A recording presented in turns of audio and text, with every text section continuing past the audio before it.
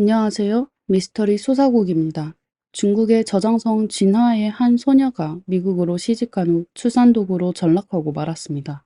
그녀는 가족의 세 남자에게 학대를 당했을 뿐만 아니라 4년 동안 네 남자를 거쳐 3명의 혼혈 아기를 낳았습니다. 1998년 7월 18살의 나이에 장 샤오메이 양은 뛰어난 성적으로 상하이 외국어대학교에 입학했습니다. 샤오메이의 오랜 목표는 유학이었기 때문에 대학에 지원할 때 외국어를 열심히 배우겠다는 결심을 했습니다. 집안의 외동딸인 샤오메이의 포부는 부모님의 전폭적인 지지를 받았습니다. 그녀의 가정은 부유했으며 부모님의 사업이 바빠 샤오메이의 일상생활을 돌보기 위해 가사도우미를 고용했습니다. 중학교에서 고등학교까지 6년 동안 가사도우미는 세심한 배려로 빨래와 요리를 도맡아 했습니다. 샤오메이는 항상 얌전하고 이해심이 많은 소녀였으며 학업에서도 부모님을 걱정시키지 않았습니다. 중학교를 졸업한 후 그녀는 바라던 대로 지역 주요 중학교에 입학하여 평온한 학교 생활을 보냈고 결국 대학에까지 진학했습니다. 대학에 처음 들어갔을 때 독립생활의 방식은 샤오메이에게 다소 적응하기 어려웠습니다. 그녀는 매일 집에 전화를 걸어 부모님에게 자신의 감정을 털어놓았고 때로는 감정이 격해지면 전화 속에서 눈물을 멈추지 못했습니다. 딸을 돌보기 위해 어머니는 심지어 밤새도록 차를 타고 상하이로 달려갔습니다. 어머니의 한 달간의 세심한 보살핌 덕분에 샤오메이는 점차 대학 생활에 적응하게 되었습니다. 2000년 10월 샤오메이는 외국어 동아리 훈련에 참가하는 동안 미국에서 온 교환학생 제임스를 알게 되었습니다. 당시 샤오메이는 연애에 대한 준비가 되어 있지 않았지만 제임스의 보살핌과 애정에 감동받았습니다. 시간이 지남에 따라 샤오메이의 영어 회화 실력도 눈에 띄게 향상되었고 이 미국에서 온 제임스는 유머러스하고 친절하여 샤오메이를 깊이 매료시켰습니다. 샤오메이는 부모님께 제임스에 대해 이야기했습니다. 부모님은 학업이 가장 중요하다고 생각해 강력히 반대했지만 샤오메이가 제임스와의 교제를 계속하는 것을 막지는 않았습니다. 동급생들도 샤오메이가 다정하고 잘생긴 외국인 남자친구를 사귄 것을 부러워하며 샤오메이는 인정받는 기쁨을 느꼈습니다. 몇몇 남학생들도 샤오메이에게 감정 사기꾼을 주의하라고 경고하며 순수함을 지키라고 조언했습니다. 하지만 샤오메이는 이러한 충고를 무시하기로 했습니다. 2001년 3월이 되자 제임스는 장미꽃 한 다발을 들고 샤오메이에게 청혼하러 왔습니다. 기숙사에서 제임스는 처음으로 샤오메이에게 키스를 했고 그녀는 제임스의 품에 안겼습니다. 그러나 제임스가 더 나아가려 하자 샤오메이는 그를 거부하고 학업이 끝난 후에 자신의 미래를 결정하겠다고 말했습니다. 샤오메이는 명확한 요구를 제시하며 두 사람이 학교에 있는 동안 제한된 접촉만 허용하고 선을 넘지 않겠다고 했습니다. 제임스는 이러한 말을 듣고 불쾌해 보였지만 중국 문화를 이해한 후 이러한 약속을 받아들였습니다. 두 사람이 함께 있을 때마다 샤오메이는 분수를 지켰고 제임스도 여자친구를 매우 존중했습니다. 이 기간 동안 샤오메이는 제임스에 대해 새로운 인식을 가졌습니다. 2001년 7월이 되어 제임스의 학업이 끝나고 그는 상하이를 떠나 미국으로 돌아갔습니다. 하지만 제임스는 상하이에 샤오메이를 잊지 못했고 자주 샤오메이에게 전화를 걸어 그리움을 표현했습니다. 샤오메이도 제임스의 진심을 느낄 수 있었습니다. 2002년 3월 당시 상하이의 한 회사에서 인턴으로 일하고 있던 샤오메이는 놀랍게도 제임스가 다시 상하이로 온 것을 발견했고 정식으로 제임스를 자신의 고향인 저장성으로 데려갔습니다. 부모님의 허락을 받은 후 제임스는 샤오메이의 집에 머물게 되었습니다. 어느 날 집에 아무도 없을 때 제임스는 샤오메이를 뒤에서 안았고 그 후의 모든 일들이 자연스럽게 일어났습니다. 이번에는 샤오메이가 거부하지 않았습니다. 일이 끝난 후 제임스는 샤오메이에게 평생 그녀를 잘 보살필 것이라고 약속했습니다. 그러나 이번 관계는 샤오메이의 운명을 바꾸어 버렸습니다. 당시 샤오메이는 별로 신경 쓰지 않았지만 제임스는 가족들의 요구에 의한 결혼 절차를 위해 미국으로 돌아갔습니다. 2002년 8월 샤오메이는 예정대로 졸업 증서를 받았지만 졸업 전 다양한 복잡한 일들 때문에 갑자기 식욕을 잃고 계속 구토를 하게 되었습니다. 그녀는 어머니와 함께 병원에 가서 검사한 결과 임신 3개월인 것을 알게 되었습니다. 2000년 초에는 아직 결혼하지 않은 딸이 임신하는 것이 그다지 새로운 일이 아니었지만 샤오메이의 가족은 보수적이어서 먼저 아이를 가지지 않기로 결정했습니다. 그래서 샤오메이는 임신 소식을 제임스에게 알렸지만 스스로 결정을 내려 아이를 지었습니다. 이후 샤오메이는 상하이에서의 일을 그만두고 집에서 요양하며 제임스가 자신을 미국으로 데려가기를 기다렸습니다. 2002년 9월이 되어 샤오메이의 비자 절차가 마침내 완료되었고 부모님과 가족과 작별하며 아쉬운 마음으로 그녀는 미국행 비행기에 올랐습니다. 하지만 당시 기분이 좋았던 샤오메이는 앞길이 매우 험난해질 것을 알지 못했습니다. 앞으로의 4년은 그녀 인생에서 가장 어두운 시간이 될 예정이었습니다. 아마도 동서양의 문화 차이와 생명에 대한 이해의 차이 때문인지 샤오메이가 가벼운 발걸음으로 비행기에서 내려 공항에서 기다리고 있는 제임스에게 달려가 뜨겁게 포옹한 후에 제임스의 첫 질문은 "우리 아이는 어디에 있나요? 였습니다. 샤오메이는 "미안해, 너희 동의 없이 아이를 포기했어 라고 대답했습니다. 제임스는 어깨를 으쓱거리며 화난 목소리로 "왜 그랬어? 라고 물었습니다. 샤오메이는 졸업과 시험을 무사히 마치기 위해서였다고 설명하려 했지만 제임스는 이해할 수 없었습니다. 그는 생명이 무엇보다 소중하다고 생각하며 샤오메이를 무책임하다고 비난했습니다. 샤오메이는 상심하며 눈물을 흘렸습니다. 필라델피아에 도착하고 나서야 샤오메이는 제임스의 가족이 3명이라는 것을 알게 되었습니다. 아버지는 작은 슈퍼마켓의 주인이었고 동생은 아직 대학에 다니고 있었습니다. 제임스는 미국으로 돌아온 후 정규직을 가지지 않았지만 가끔 아버지의 교회에서 단기적으로 일을 했습니다. 수입이 불안정했기 때문에 제임스는 기본적으로 구호금으로 생활하고 있었습니다. 필라델피아에 도착한 지 한 달이 넘는 시간 동안 제임스는 샤오메이와 함께 미국 전역을 여행하며 쇼핑몰에서 샤오메이가 좋아하는 물건들을 사줬습니다. 그러나 여행이 끝나고 집으로 돌아왔을 때 제임스는 산더미처럼 쌓인 청구서를 보고 걱정이 들었습니다. 비록 이러한 지출은 분할 지불을 할 수 있지만 저축이 많지 않은 제임스에게는 큰 부담이었습니다. 샤오메이는 적응하기 어려운 일들이 많았습니다. 그들 가족 3사람은 절대로 함께 식사하지 않았고 마치 큰 집에 새 가족이 사는 것 같았습니다. 샤오메이가 도착한 것에 대해 제임스의 아버지는 친절하거나 환영의 표시를 전혀 하지 않았습니다.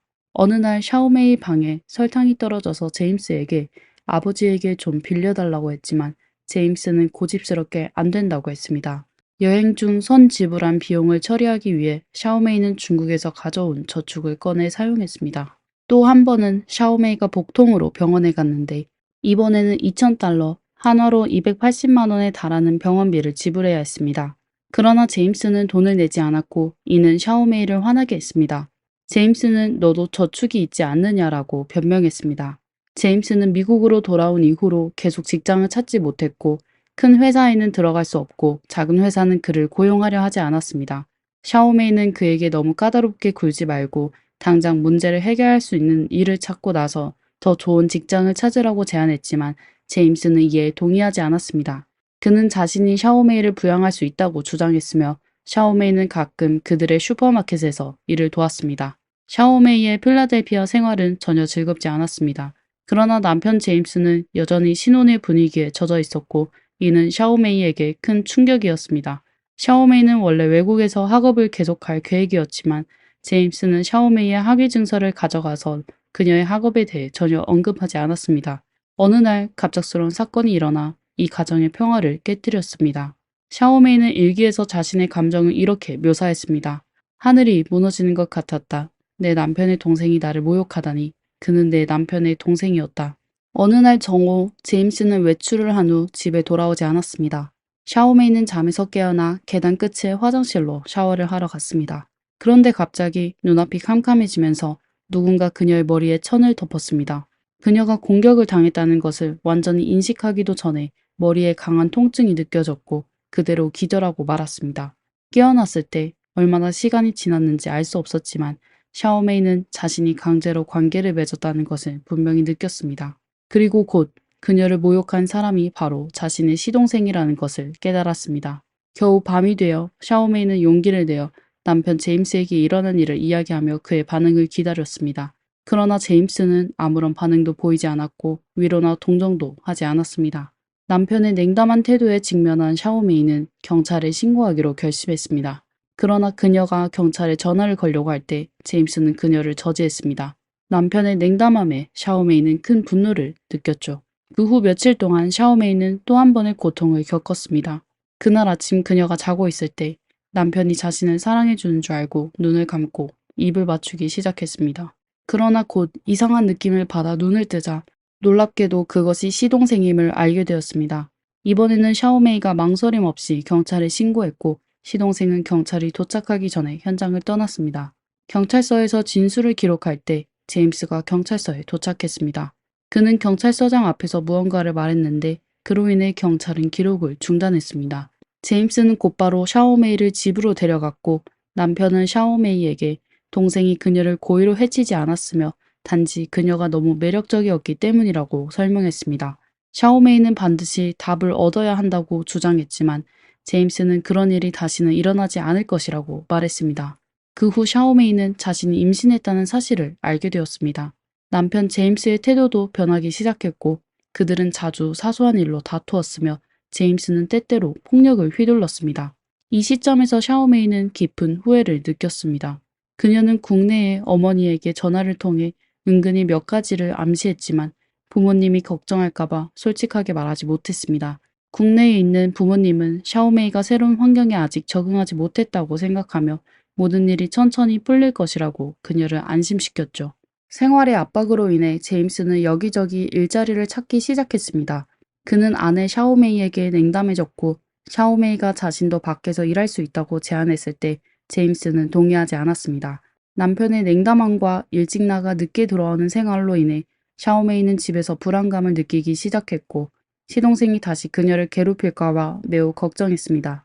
남편은 그녀에게 자신이 미국을 떠나 해외로 일하러 갈 계획이라고 말했습니다. 샤오메이는 당연히 동의하지 않았습니다. 제임스가 떠나면 그들의 결혼은 형식적인 것에 불과해질 것이라는 걸 알고 있었기 때문이었죠. 그래서 집안의 지출은 기본적으로 샤오메이가 미국에 올 때 가져온 돈으로 유지되었습니다. 그러나 샤오메이의 저축은 곧 바닥이 났고 이 시점에서 그녀의 활동도 제한을 받게 되었습니다. 부모님이 전화를 걸어오실 때는 시차로 인해 샤오메이의 통화는 주로 늦은 밤에만 가능했습니다.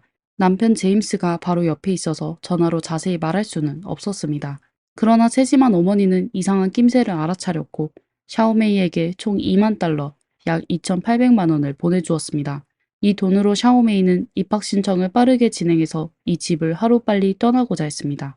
2003년 10월 샤오메이는 고통 속에서 딸을 낳았습니다. 딸의 출생은 제임스에게 약간의 기쁨을 주었고 그는 아내에 대한 태도를 다소 개선했습니다. 출산 후 샤오메이는 더욱 풍만해졌고 이웃들은 샤오메이를 볼 때마다 엄지를 치켜 세우며 그녀를 중국 미녀나 미녀 엄마라고 칭했습니다. 초보 엄마가 된 샤오메이는 모든 불행과 고통을 모성애로 승화시켰습니다. 샤오메이는 미국에서의 4년 동안 3명의 아이를 낳았습니다. 첫 아이가 태어난 후 제임스의 샤오메이에 대한 태도는 좋았다가 나빴다가를 반복하면서 자주 화를 내곤 했습니다. 이런 불안감은 경제적 압박에서 비롯되었고 두 번째 중요한 이유는 샤오메이가 아무 말 없이 떠날까봐 항상 걱정했다는 것입니다. 그래서 제임스는 핑계를 대며 샤오메이의 관련 서류를 챙겨놓고 그녀의 혼인 영주권 신청 절차를 고의로 지연시켰습니다. 샤오메이의 강력한 요구에 따라 그녀는 마침내 밖에서 아르바이트를 할 수 있게 되었습니다. 하지만 제임스는 그녀가 다른 남자와 교류하는 것에 대해 항상 불안해하며 샤오메이가 쉽게 속을 수 있다고 말했습니다. 이때 샤오메이는 미국을 떠나고 싶지는 않았고 입학 절차를 마친 후 제임스와 이혼하고 몇 년 동안 공부하여 석사나 박사학위를 받은 후 체면 있는 직업을 찾고 싶어 했습니다. 그 후 미국에 남든 중국으로 돌아가든 문제가 되지 않을 것이라고 생각했습니다.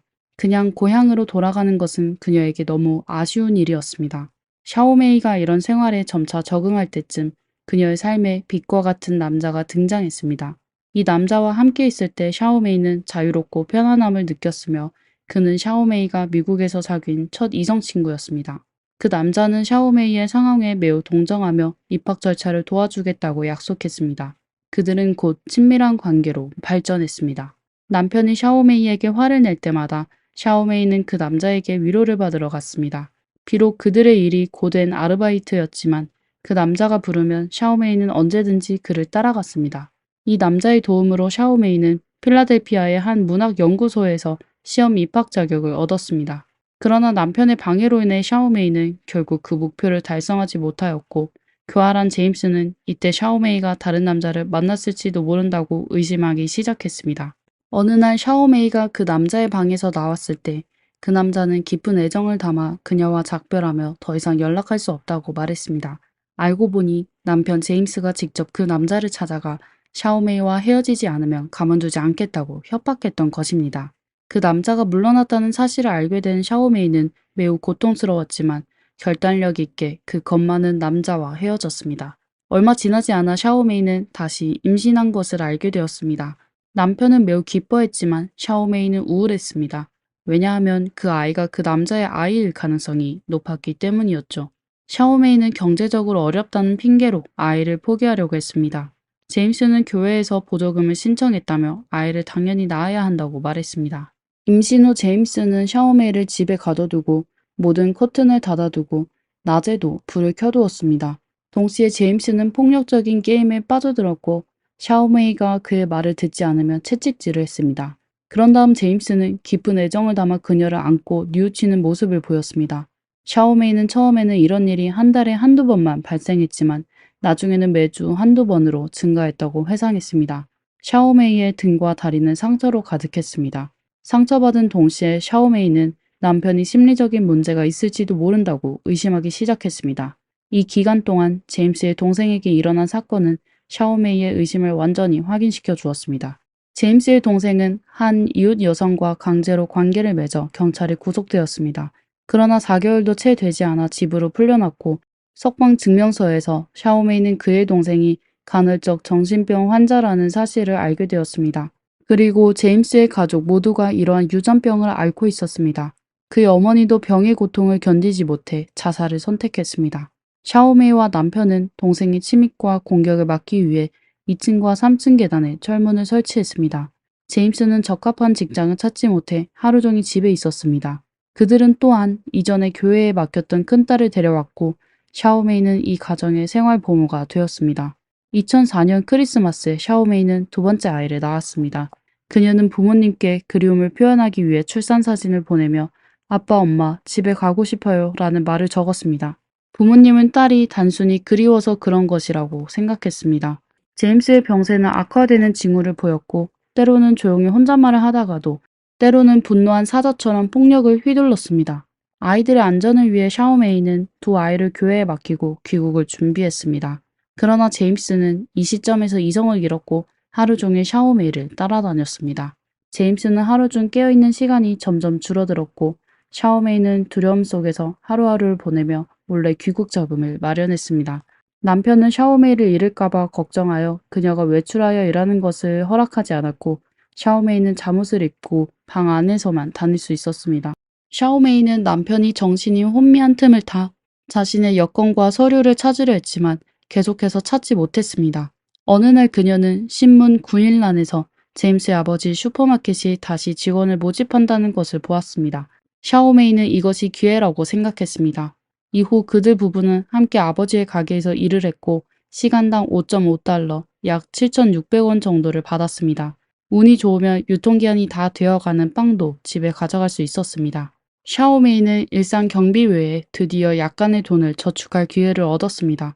그녀는 제임스의 아버지와의 한가로운 대화 중에 제임스가 청소년 시절 감옥에 갔었고 출소 후 정신이 약간 이상해졌다는 것을 알게 되었습니다. 교회의 사람들이 그를 불쌍히 여겨 받아주고 치료해 주었으며 중국 유학까지 지원해 주었다는 사실도 알게 되었습니다. 모두가 처음에는 제임스의 병이 나았다고 생각했습니다. 제임스의 아버지도 솔직하게 처음에는 중국 여자가 미국에 오며 안정되지 못할 것이라고 생각해서 샤오메이에게 차갑게 대했지만 2년 동안 샤오메이가 힘들게 집을 지키는 모습을 보고 그녀를 존경하게 되었다고 말했습니다. 아들 제임스의 병세를 고려하여 제임스의 아버지는 도움을 주었고 제임스를 병원에 보내주었습니다. 샤오메이는 이 모든 것이 시아버지의 선의에서 나온 것이라 생각했습니다. 하지만 남편을 교회의 구호소에 보낸 그날 밤 샤오메이는 시아버지에게 강제로 당했습니다. 이때 샤오메이는 저항하지도 않았고 경찰에 신고하지도 않았습니다. 제임스의 아버지는 샤오메이에게 건강한 아이를 낳아주기를 바란다고 말하며 그 후에 그녀를 고국으로 돌려보내겠다고 약속했습니다. 이 노인은 눈물을 흘리며 자신의 인생에서 가장 큰 실수는 병든 두 아이를 낳은 것이라고 말했습니다. 사실 샤오메이는 슈퍼마켓에서 일하는 동안 한번 고국으로 도망갈 기회가 있었습니다. 그날 슈퍼마켓 앞 도로에서 한 관광버스의 사고가 발생했던 것이죠. 목격자로서 경찰은 샤오메이를 불러 기록을 남겼습니다. 경찰서에서 샤오메이는 가이드와 부상자들이 중국어를 하는 것을 들었고 이야기를 나누다가 이 대표단이 자신의 고향인 저장성 하이닝에서 왔다는 것을 알게 되었습니다. 뜻밖의 그녀는 동양 사람들을 만났습니다. 샤오메이는 그들이 절차를 처리하는 것을 도우며 분주히 움직였습니다. 이 관광단의 책임자인 예 씨는 샤오메이에게 매우 감사해했습니다. 작별할 때 그는 샤오메이에게 고향으로 가져갈 물건이 있는지 물었고 이 한마디에 샤오메이는 눈물을 흘렸습니다.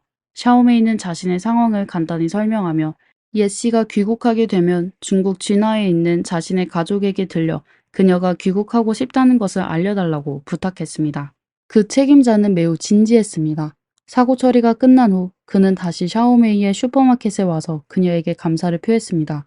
또한 그는 상황을 더 알고 싶어 했고 샤오메이는 그에게 편지를 건네며 진화로 가져가 달라고 부탁했습니다. 그러나 이 모든 것을 시아버지가 놓치지 않았습니다. 그는 샤오메이를 더 철저히 감시했고 밤에는 샤오메이를 더욱 괴롭혔습니다. 샤오메이는 피임약을 먹으면서 영리한 시아버지와 맞섰지만 결국 시아버지에게 발각되어 약을 빼앗기고 말았습니다. 한편 샤오메이의 부모님은 간신히 그녀의 구조 요청 편지를 받았고 그제서야 멀리 바다를 건너간 딸이 큰 공경에 처해 있음을 깨달았습니다. 그 전에 부모님은 샤오메이에게 편지를 보낸 적이 있지만 딸은 답장을 보내지 않았고 국제전화를 걸면 수신이 차단되었다는 말을 들었습니다. 사위 제임스는 한 통의 답장에서 우리는 이사할 계획이니 새로운 주소는 나중에 알려드리겠다 라고 말했었습니다. 그래서 부모님은 딸과 사위가 이사로 바빠서 답장을 하지 못한 것이라고 생각했습니다.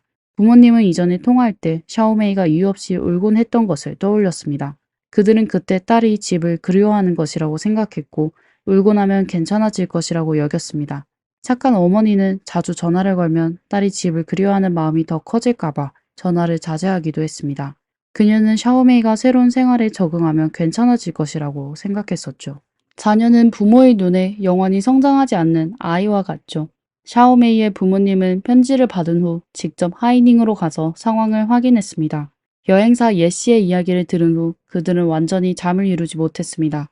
샤오메이의 아버지는 50대 중반으로 한 달 사이에 걱정으로 머리가 많이 셀 정도였고 그는 자책에 빠졌습니다. 자신의 사회적 관계와 딸의 성적을 고려하면 고향에서 괜찮은 직장을 쉽게 구할 수 있었을 텐데 해외로 나가서 딸이 고생하게 된 것은 전혀 예상치 못한 일이었던 것이죠. 동시에 가족의 구조 계획도 시작되었습니다. 샤오메이 아버지의 한 친구가 미국으로 출장을 가게 되었고 부모님의 부탁을 받아 그는 필라델피아로 갔습니다. 결국 그는 작은 골목에서 샤오메이를 찾았습니다. 이 친구는 샤오메이에게 직접 대사관에 가서 도움을 청하라고 제안했고 그녀를 돕기 위해 중국인 변호사와 상담을 했습니다. 변호사는 제임스가 샤오메이의 신체 자유를 제한하고 있으므로 그녀가 경찰에 신고할 수 있다고 말했습니다. 그러나 이는 문제를 완전히 해결하지 못할 수 있다고 경고했습니다. 경찰이 샤오메이의 곁을 항상 지킬 수는 없기 때문이었습니다. 현재 상황에서 제임스의 가족은 폭력 문제를 가지고 있지만 샤오메이가 약하고 수능적인 태도를 보이기 때문에 경찰은 그녀가 자발적으로 그 상황을 받아들이는 것으로 오해할 수 있었습니다. 변호사는 샤오메이에게 제임스 가족이 병력이 있으니 먼저 자신의 신변 안전을 확보해야 한다고 경고했습니다. 그는 샤오메이에게 우선 여권을 되찾거나 재발급 받아야 하며 가장 안전한 상황에서 필라델피아를 탈출해 환승하여 귀국하라고 조언했습니다. 변호사는 필요할 때 도움을 제공하겠다고도 했습니다. 국내에 있는 부모님도 딸의 생명에 지장이 없다는 것을 알게 되자 안심했습니다. 그들은 중국인 변호사를 통해 소식을 주고받았습니다. 멀리 미국에 있는 샤오메이는 부모님이 자신을 탓하지 않고 오히려 든든한 후원자가 되어주고 있다는 사실을 알게 되었습니다. 부모님은 그녀가 처음에 외국으로 시집가겠다고 고집을 부렸던 일에 대해 전혀 원망하지 않았습니다. 2006년 1월 샤오메이가 세 번째 아이를 낳은 후 갑자기 어떤 병에 감염되어 병원을 옮겨야 한다는 통보를 받았습니다. 제임스의 아버지, 즉 샤오미의 시아버지는 이를 알지 못했고 적극적으로 협조했습니다. 그는 이 모든 것이 중국인 변호사가 계획한 성공적인 탈출 계획임을 알지 못했습니다. 샤오메이는 로스앤젤레스로 옮겨진 후 휴식을 취한 후 2007년 1월 12일 귀국 비행기에 성공적으로 탑승했습니다. 제임스와의 이혼 절차도 이 중국인 변호사의 주선으로 순조롭게 진행되었습니다. 귀국한 샤오메이는 부모님과 재회하고 빠르게 건강을 회복했습니다. 그녀는 이 험난한 인생 여정 동안 수많은 고난을 겪었지만 굳건히 역경을 이겨내고 마침내 자신의 자유를 되찾았습니다. 샤오메이는 후에 상하이의 대학원에 지원하여 다시 캠퍼스로 돌아갔다고 합니다. 샤오메이는 친척들의 지원과 격려 덕분에 족쇄를 벗고 따뜻한 가정으로 돌아갈 수 있었던 행운아였습니다.